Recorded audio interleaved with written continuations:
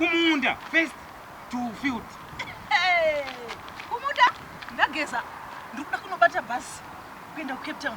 Muntaura zvokumunda amusikaona zvandakaita zvekuti mageza zvinoshanda papi ndiri kuti renyu iri ndokupai hombe kamfunga muda diki handiti muri kumboziva timetable yebhasi randiri kuenda naro here timetable handisikuda zvetimetable mandatoita zvokumunda morwa dhisiningi yazvo kana vanhu vakationa tichipopotedzana vachinzwa kuti tiri kupopotedzana kuti hani mumwe munhu ngaabvise zvaapfeka aende kumunda. I'm never popped you. I never popped you. I'm there to conclude you never go to Cape Town without my field.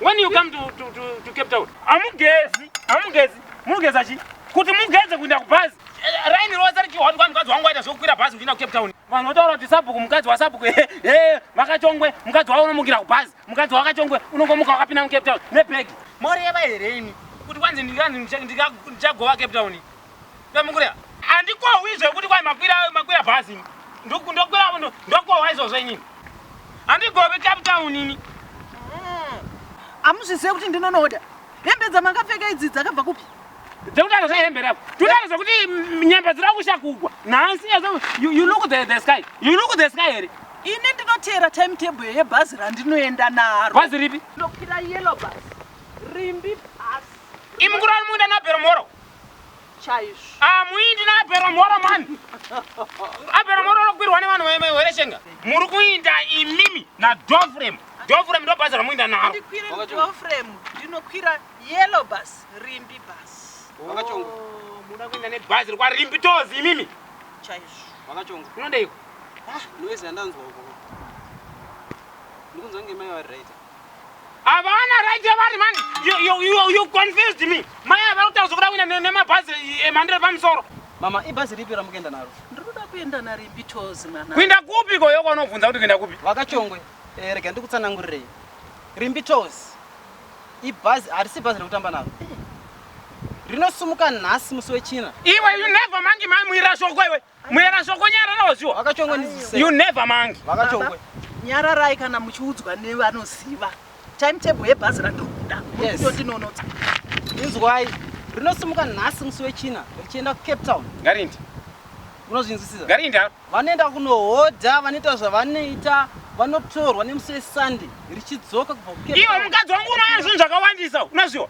onigwa zvinhu zvese mubhazi menyu imomo vakachongwe yellow bus rine chingoro kumashure uko chokuti unoisa zvinhu zvavanenge vahodha mai avo woisa muchingoro handitika mukati mayellow bus mune masherufu ekuti unokwanisa kuisa zvinhu zvako kana zviri zvidiki regai ndikutsanangurire hapana zvaunotsanangura mai never mangi mane muira shoko iwe regai ndikudze zvinoitwa neyellow bus ibhasi rozikanwa kwese kubhodha nyamapanda uko pana murewa bulawayo kupi rinoenda rinohaiwa imakamboenda naro here rinohaiwa ndosaka ndichirida vemachechi ndinoziva kuti rakandinakira kana vana vechikoro chavo chidaenda kumatrip unana Victoria Falls vanokwanisa kuhaya bhazi iwe Rimbi tozi ringahaiwa nemunhu wese wechikoro unopinda nekuere dzimwe dzechibva kumba kudzazadza machira ningi kana imi nebhachi renyiri munokwanisa kunohaya unopengerewe ndovapeivo kwaRimbi tozi pano pagaraji pawaterfalls pawaterfalls ndokwamunoenda imi munokwanisa kutohaya bhazi muchienda kuchechi kana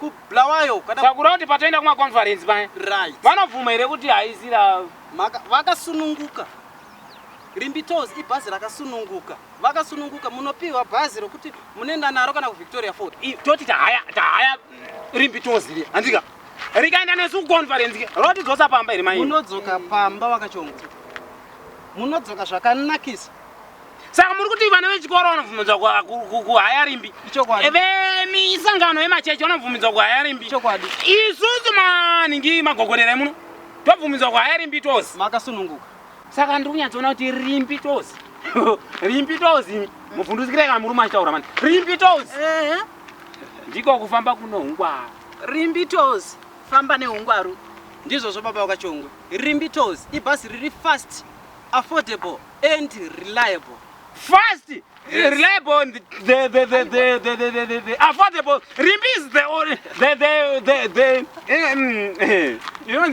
Rimbi tozi the reliable fast ndizvozvo baba Rimbi tozi harisi bhazi rokutamana Rimbi tozi is the first level. Toes. It's the first toes. Saka chita mama waenda. Wabate nguwa. Right, inde mamba dzangu matanda. Nati mamba dzapapa pangu andiperekedze patoza. Mowasiya pabhazi baba. Right. Wosiya papa pangu. Munowaona nemusi weSunday.